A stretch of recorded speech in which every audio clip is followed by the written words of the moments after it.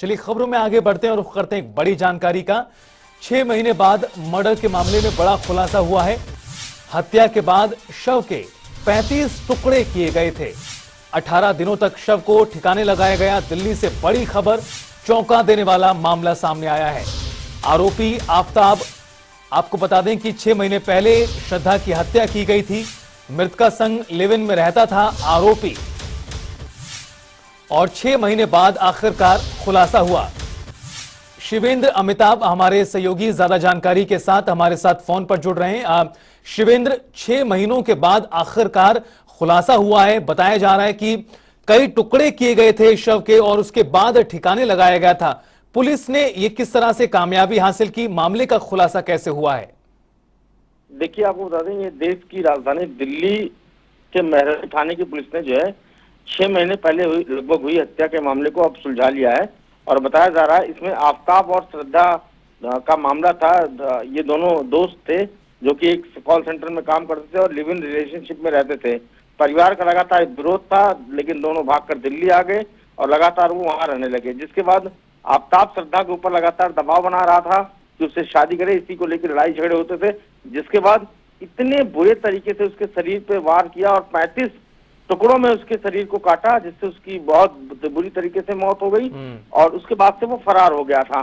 फिर आज पुलिस ने सर्विलांस टेक्निकल के जरिए इसको गिरफ्तार किया है उस मुखबिर की सूचना पे, और सर्विलांस जगह जगह लगा के और फिर इस आरोपी को गिरफ्तार किया गया है। शिवेंद्र, आखिरकार कब ये आरोपी पुलिस के हत्थे चढ़ा और पुलिस की जांच के दौरान कहां कहां पुलिस ने दौरा किया? क्योंकि बताया जा रहा है कि कई टुकड़े शव के किए गए थे।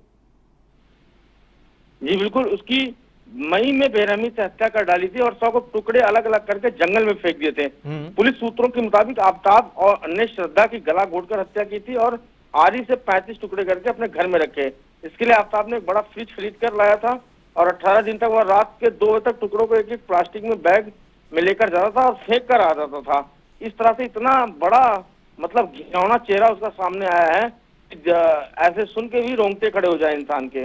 निश्चित तौर पर शिवेंद्र, जो भी सुने उसके रोंगटे खड़े हो जाएं। जिस तरह से अब शव के टुकड़े किए गए, 6 महीने बाद आखिरकार खुलासा हुआ है। अब जो युवती थी, क्या उसके परिजनों का किसी प्रकार का रिएक्शन सामने आ पाया है इस पूरे मामले के खुलासे के बाद? देखिए, बेटी के नहीं मिलने पर श्रद्धा के पिता ने शिकायत की थी पुलिस में कि उसकी बेटी जो है नहीं मिल रही है और इतना टाइम बीत गया है। तो उसके बाद श्रद्धा के पिता ने आरोप लगाया उसकी बेटी मुंबई के कॉल सेंटर में काम करती थी। यहाँ उसके मुलाकात आफताब नाम के शख्स से हुई थी और दोनों की दोस्ती काफी नजदीकियों में तब्दील हो गई थी। इसी शक की बुनियाद पे आफताब को खोजने की पुलिस कोशिश कर रही थी, जिसके बाद आफताब फरार चल रहा था और मेहरौली के एक इलाके में छुपा हुआ था।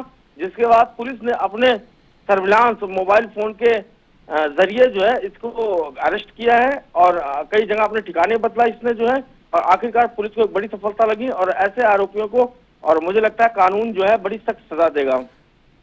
क्या शिवेंद्र और भी आरोपी इस मामले में शामिल हो सकते हैं या फिर ये अकेला ही आरोपी था जिसने इस पूरी जघन्य वारदात को अंजाम दिया है?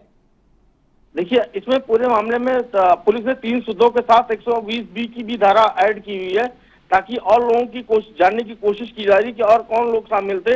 इसीलिए 120B की धारा का प्रयोग किया गया है, ताकि अगर और लोग शामिल हैं तो उनके ऊपर भी कार्रवाई हो सके। चलिए, बहुत बहुत शुक्रिया शिवेंद्र इस तमाम बातचीत और जानकारी देने के लिए। 18 दिन तक जो युवती का शव था उसे ठिकाने लगाया गया।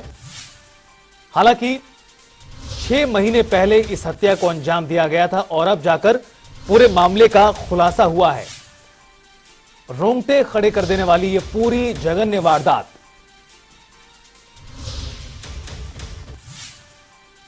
दिल्ली से ये बड़ी जानकारी आपको बता रहे हैं।